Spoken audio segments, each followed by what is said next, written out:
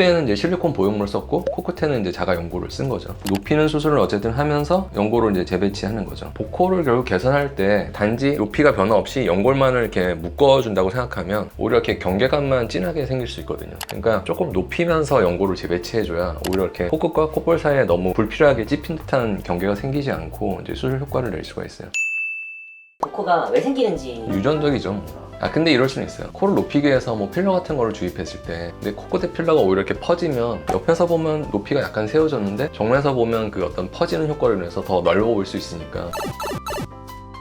첫 번째는 이제 뭐 연골과 관계돼서, 그러니까 연골 자체가 좀 다름하게 모여있지 않고 좀 퍼져 있고, 아니면 이제 높이 자체가 좀 폭에 비해서 좀 낮은 코, 아니면 피부 자체가 두껍게 형성돼 있는 경우 있잖아요. 그런 경우가 시각적으로는 더 이렇게 퉁퉁해 보이죠. 그래서 이제 실제로 그렇게 오신 분들 보면 높이는 뭐 그렇게 낮지 않은데 코끝이 좀 형태가 넓고 퍼져 보이는 경우, 그런 경우도 많고, 그래서 이제 어쨌든 그것 때문에 이제 주로 수술을 하시려고 하죠.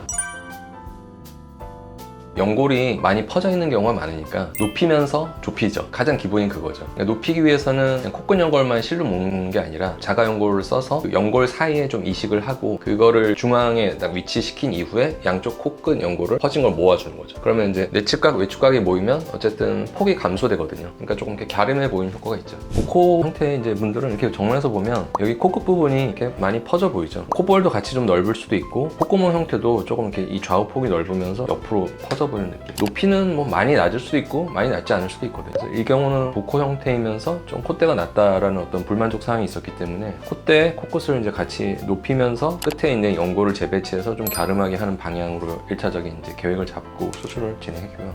콧볼 축소도 좀 병행을 했어요. 그래서 이제 이게 수술 전후 보면 일단 기본적으로 콧대도 높였고 코끝도 좀 높였고, 아까도 잠깐 말씀드렸지만 복코를 결국 개선할 때 단지 높이가 변화 없이 연골만을 이렇게 묶어준다고 생각하면 오히려 이렇게 경계감만 진하게 생길 수 있거든요. 그러니까 조금 높이면서 연골을 재배치해줘야 오히려 이렇게 코끝과 콧볼 사이에 너무 불필요하게 찝힌 듯한 경계가 생기지 않고 이제 수술 효과를 낼 수가 있어요. 밑에서 보면 이렇게 비주가 되게 짧게 느껴지잖아요. 근데 수술하면 이 비주가 훨씬 더 이렇게 길어지잖아요. 그러니까 연골 자체를 이제 바깥쪽 날개에 있던 부분을 안쪽으로 모아서 이 중앙 부분의 길이를 늘려주는 거죠. 물론 이제 이거는 그냥 묶는다고 해결되는 게 아니라 두 연골 사이에 이렇게 지지대를 써야 되는 거죠. 그리고 이제 그 위에다가 지지대와 코끝 연골을 이렇게 모아준 거 위에다가 추가로 연골을 더 쌓는 거죠. 근데 더 쌓는 연골도 여러 겹을 쌓을 수 있고 한 겹을 쌓을 수도 있잖아요. 피부가 이제 좀 두껍고 복코 형태라면 그 쌓는 연골의 폭을 조금 더 좁게 쓰면 더 갸름한 효과를 낼 수 있고, 넓게 쓰면 높아지지만 좀 이렇게 폭이 좀 있는 약간 둥그런 느낌을 또 만들 수도 있는 거니까 그런 걸로 이제 콧대와 어울리는 코끝 폭을 만들면서 이제 조절하는 거죠. 두 번째 케이스, 코끝이 어쨌든 이렇게 둥글고 많이 좀 퍼지는 경우,